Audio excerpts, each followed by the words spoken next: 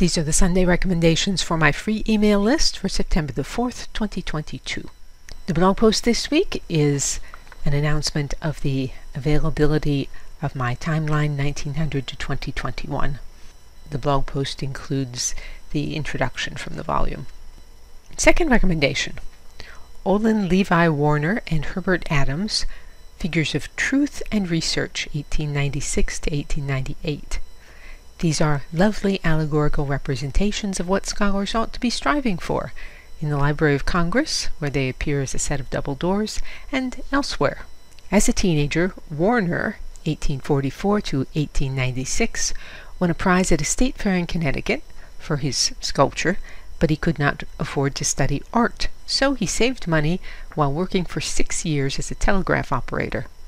After studying for several years in Paris, he moved to New York City, where he became famous for his portrait busts and reliefs of prominent Americans and of American Indians. In New York City, his work adorns the Brooklyn Historical Society. I've given you a link to one of my blog posts on that. At the height of his career, Warner was commissioned to create 3 double sets of doors for the front of the Jefferson Building at the Library of Congress. The sets represent written history, tradition, and printing. When he had finished the first of the 3 sets, Warner died after colliding with a carriage while riding his bike.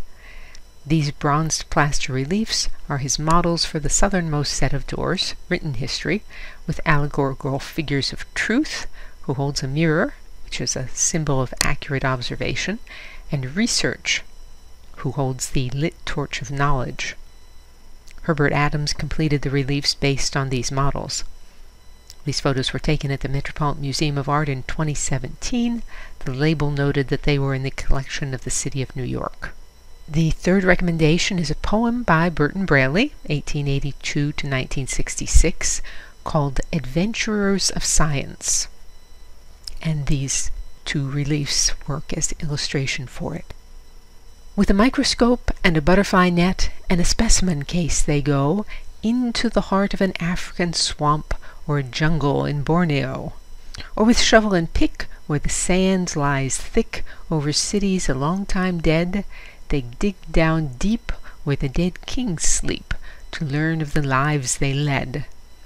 They climb to the crest of Everest, they freeze in the Arctic night to weigh the air of the mountain peak or see that a map reads right. With tube and retort they grimly sport with poison or deadly germs in order to write a monograph in highly technical terms. Spectacled profs from colleges, fusty and bookish-brained, probing wherever knowledge is likely to be obtained, sifting the old mythologies, testing the dreams of youth, experts in all the ologies, trudging the trail of truth. Their bones are strewn mid caverns hewn by the Paleolithic man. They have died on the trail of the rumored vale where the Aryan race began. Fever and drouth in the blistering south, the storms of the cruel north, have taken toll where they reach their goal, but their brethren still go forth. They have suffered cancer to learn its cause, died lepers to seek a cure. In quest of basic natural laws, there's nothing they won't endure.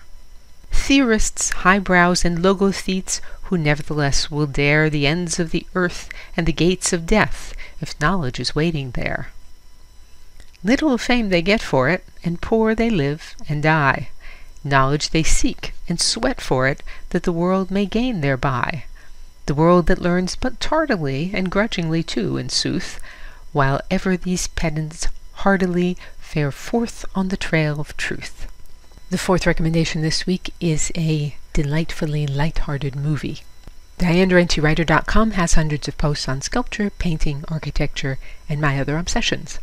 To join the free Sunday Recommendations email list, visit the URL that's on the screen or email me. And you can say, "Well done, Diane," or support my work and receive rewards by means of the tip jar on DianeDurantewriter.com. As always, thank you for listening.